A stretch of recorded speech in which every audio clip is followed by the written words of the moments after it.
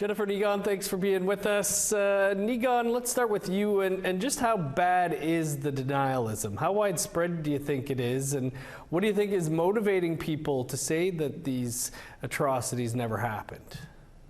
So there's really like two different types of denialism, and they're both intertwined, but one is talking about not the fact that residential schools didn't happen. There's not a lot that make that argument. There's a few, but generally what the argument is that survivors exaggerated their experiences.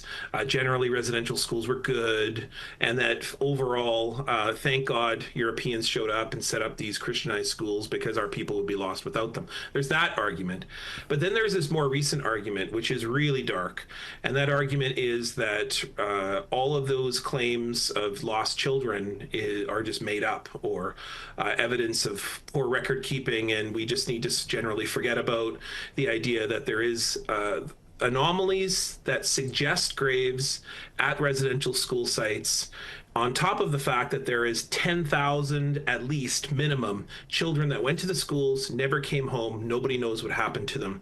And there is well within the realm of possibility that some of them perhaps moved to the city, didn't keep track of, change their name, could have been.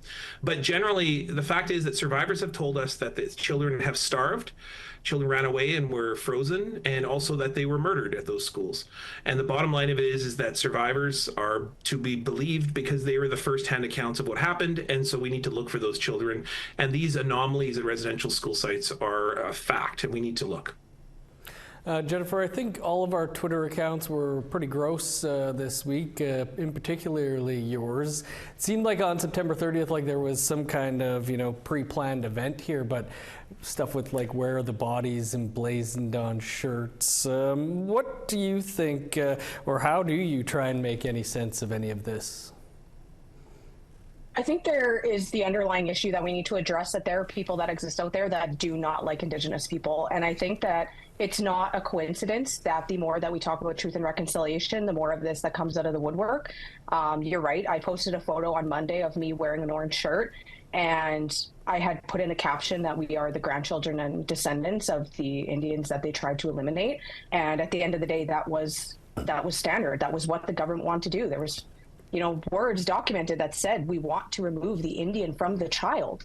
And now those children of children of children are here today. We're existent, and we're not gone. We're here. And I think, even saying that and that photo going somewhat viral upset a lot of people. And, I faced an incredible amount of racism and backlash and people negotiating history, and it's just ugly. And I think a lot of it is rooted in so many different things, the dislike for Indigenous people, not wanting to talk about the history, guilt. I think people are carrying some guilt that they feel like somehow they're being blamed for it, but they're not sure how to direct those emotions.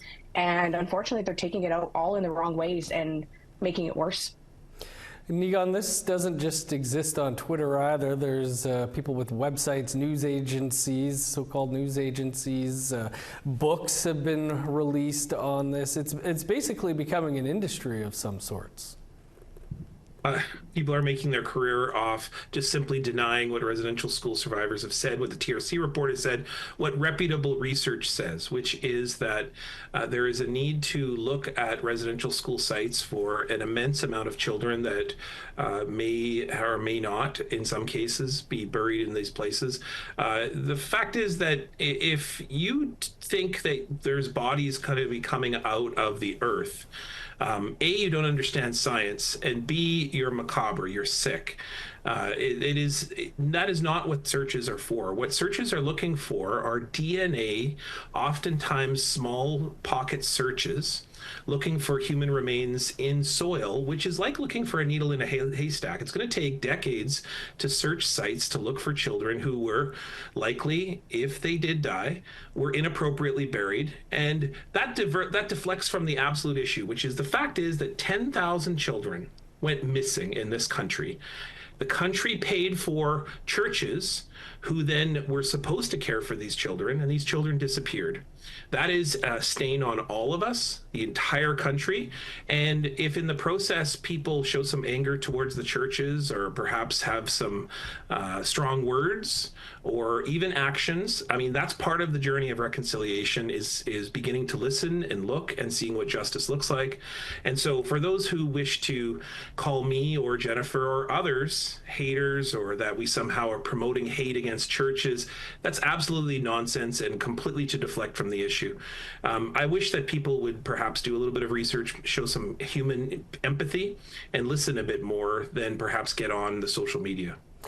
Jennifer, when does something like this become hate speech? When does free speech cross over into hate speech, and what could be done about that?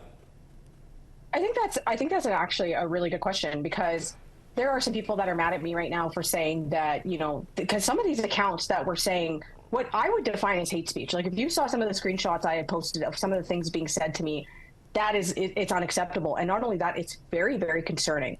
It concerns me, the type of people that are behind these accounts. And now there's free speech advocates coming in saying, well, you know what, I think we should be able to have absolute free speech in this country. And my question is, do you think that's acceptable? Do you think it's acceptable for people to say those types of things to people?